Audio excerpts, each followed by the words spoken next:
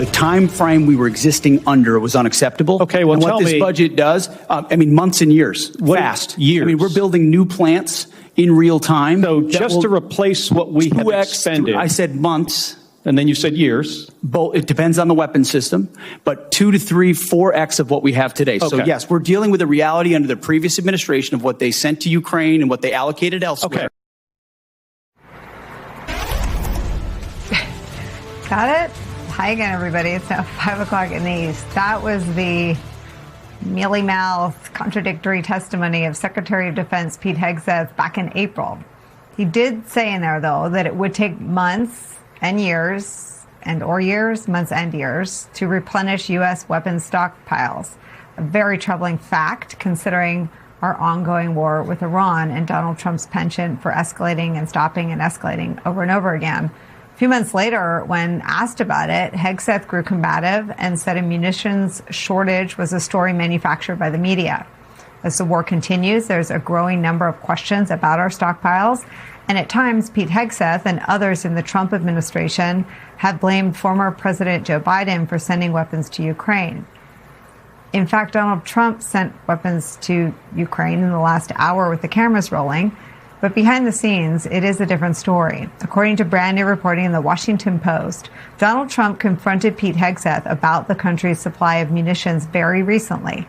From that report, quote, Trump's frustration over the Iran war boiled over at Camp David last week, where he demanded answers from Defense Secretary Pete Hegseth on why he had apparently been misled on extreme munitions shortages that now threaten to limit military options with Iran. That is according to two people familiar with that exchange. Quote, the encounter took place on the sidelines of his cabinet meeting at Camp David on Friday, where Trump vented at Hegseth that he thought the munitions issue, quote, had been fixed, according to both people familiar with the conversation, who spoke anonymously due to fear of retaliation. The White House immediately denied the reporting, and last night in a post on social media that was posted at 12:34 a.m., Donald Trump denied it as well. The only problem in denying it, he also attempted to refute the reporting and kind of sort of ended up confirming it. The post reads in part, quote, the U.S. has massive amounts of munitions, especially of certain types. Additionally, large amounts are being manufactured and shipped to the U.S. as needed. The leakers of these treasonous statements are being hunted down. Long-term jail sentences will be sought. The funny thing is, if any of this is funny, if you're going to prosecute someone for a leak, that generally means the information that is in the paper is so true that it's dangerous, because lies are not punishable with jail time. Donald Trump revealing the accuracy of reporting while trying to deny it and jail the people at the same time is where we begin the hour with some of our favorite experts and friends. Military analyst, retired Lieutenant General Mark Hertling is here. He served as the commanding general of the U.S. Army in Europe. Also joining us, managing editor at The Bulwark, contributor Sam Stein is here, and writer and editor for Protect Democracy, Amanda Carpenter is here. General Hertling, your thoughts on the, I guess now confirmed by Donald Trump, reporting that he blew up at Pete Hegseth in this Camp David cabinet meeting? Nicole, the entire Washington Post story was fascinating because it confirms what a lot of people have been thinking for the last several months. I mean, Pete Hegseth, Secretary Hegseth, has stood before not only Congress, but the American people on multiple occasions and talked about how the U.S. military has conducted 14,000 strikes against Iran. Now, those strikes come from somewhere. And we also have heard Mr. Netanyahu talking about that Israel has intercepted over 1,400 either drones or missiles coming toward Israel, which means there are a lot more drones and missiles going to places like Jordan and UAE and Qatar. And when you have drones and missiles going into different countries, you intercept them with very expensive weapon systems like the Patriot and the THAAD interceptors. Those are two very expensive missiles. The Patriot cost about $5 million per missile. The THAAD cost about $12 million per missile. Additionally, if you're conducting 14,000 strikes, as Mr. Hegseth has said, you're usually using Army ATACMS missiles with 300-mile range and also the PrSM missiles, which the Army has, over 300 miles range, along with the aircraft. Those are very expensive missiles as well. Both of them over $2 million apiece. So when you're talking about, the kinds of things they're now refuting, it's not just a depletion of ammunition, it's also a depletion of credibility, because you can't conduct all these strikes, which they're bragging about, and at the same time say that a very limited supply of missiles are still available. Plus, the last thing that we'll talk about is Secretary Hegseth, during that congressional hearing, said that we were building factories by the month or years, like you just stated. But the problem is with that, it takes a long time to build factories, and it takes an even longer time to build these very precise weapon systems that come out of the factories. So you can't just fix it, as the president said when he allegedly asked Mr. Hegseth about this. It's not something that can be recovered.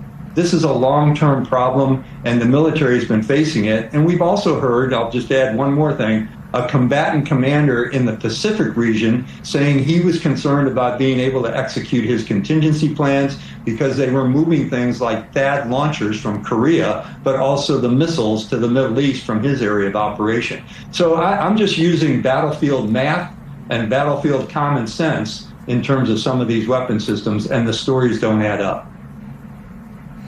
Well, I want to, not that it's my job to bolster the Washington Post reporting, but it's not the first time we heard about the limited supply of munitions. I want to just share some reporting from February, also in the Washington Post. Trump's top general foresees acute risks in an attack on Iran. Quote, General Dan Kane, chairman of the Joint Chiefs of Staff, expressed his concerns at a White House meeting last week with Trump and his top aides, these people said, cautioning that any major operation against Iran will face challenges because the U.S. munitions stockpile has been significantly depleted by Washington's ongoing defense of Israel and support for Ukraine. Kane's remarks at the White House meeting have not been previously reported. That's from February.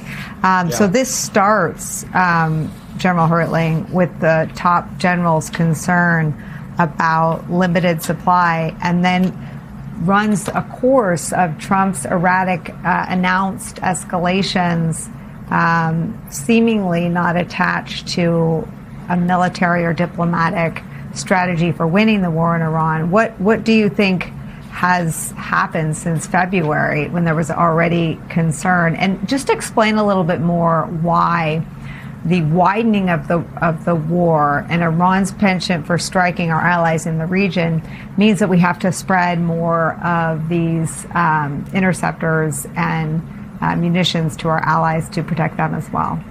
Yeah, we've put air defense systems in countries like Jordan, Oman, Qatar, UAE, Kuwait, Egypt, Saudi Arabia. So each one of them has a system, either the THAAD or the Patriot, which the military classifies as high demand, low density, which means everybody wants one, but there's not enough to go around.